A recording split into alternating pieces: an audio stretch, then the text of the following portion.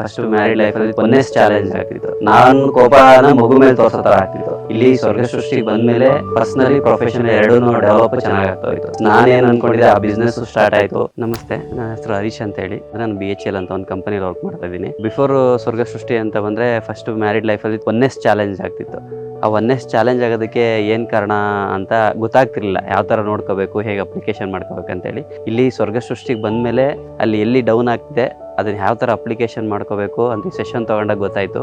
ಅದಾದಮೇಲೆ ನಾನು ಕೋಪನ ಮಗು ಮೇಲೆ ತೋರ್ಸೋ ಥರ ಆಗ್ತಿತ್ತು. ಬಟ್ ಅದೇನಾಯ್ತು ಅಂತಾರೆ, ಇಲ್ಲಿಗೆ ಬಂದು SS ತೊಗೊಳ್ತಾ ಅಪ್ಲಿಕೇಶನ್ ಮಾಡ್ಕೊಳ್ತಾ ಹೋದಾಗ ಆ ಕೋಪ ಕಡಿಮೆ ಆಗ್ತಾ ಬಂತು. ಅಲ್ಲಿ ಮಗು ಮೇಲೂ ಕೋಪ ಆಗ್ತಿಲ್ಲ, ಬಟ್ ಮಗುಗೂ ಏನು ರಿಯಾಕ್ಟ್ ಮಾಡ್ತಿರ್ಲಿಲ್ಲ. ಬಟ್ ಈ ನಾಲೆಡ್ಜ್ ತೊಗೊಂಡಿದ್ರಿಂದ ಅದನ್ನು ತುಂಬ ಅಪ್ಡೇಟ್ ಆಗ್ತಾ ಹೋಯ್ತು. ಮತ್ತೆ ಪರ್ಸ್ನಲಿ ಪ್ರೊಫೆಷನಲ್ ಎರಡೂ ಡೆವಲಪ್ ಚೆನ್ನಾಗಿ ಆಗ್ತಾ ಹೋಯ್ತು. ಆಮೇಲೆ ಇನ್ನೊಂದು ಇನ್ಸಿಡೆಂಟ್ ಏನಂತಂದರೆ, ಆ್ಯಕ್ಚುಲಿ ನಾನು ಒಂದು ಪ್ರೊಫೆಷನ್ ಆಗಿ ಒಂದು ಬಿಸ್ನೆಸ್ ಮಾಡೋಕ್ಕೆ ಸ್ಟಾರ್ಟ್ ಮಾಡಿದೆ. ಈ ಜ್ಞಾನ ಇರೋದ್ರಿಂದ ಪ್ರೆಸೆಂಟಲ್ಲಿ ಜೀವಿಸಿದ್ದಕ್ಕೆ ನಾನೇನು ಅಂದ್ಕೊಂಡಿದ್ದೆ ಆ ಬಿಸ್ನೆಸ್ಸು ಸ್ಟಾರ್ಟ್ ಆಯಿತು. ಬಿಫೋರ್ ಈ ಜ್ಞಾನ ಇದ್ದಿದ್ದಕ್ಕೆ, ಇಲ್ಲಾಂದಿದ್ರೆ ಸ್ಟ್ರೆಸ್ ಮಾಡಿಕೊಂಡು ಟೆನ್ಷನ್ ಮಾಡಿಕೊಂಡು ತುಂಬ ಸಫರ್ ಆಗಬೇಕಿತ್ತು. ಟೋಟಲಿ ಏನಂತಂದರೆ ಹೆಲ್ತು, ವೆಲ್ತು, ಹ್ಯಾಪಿನೆಸ್ಸು ತುಂಬ ಚೆನ್ನಾಗಿ ಆಗ್ತದೆ. Thank you.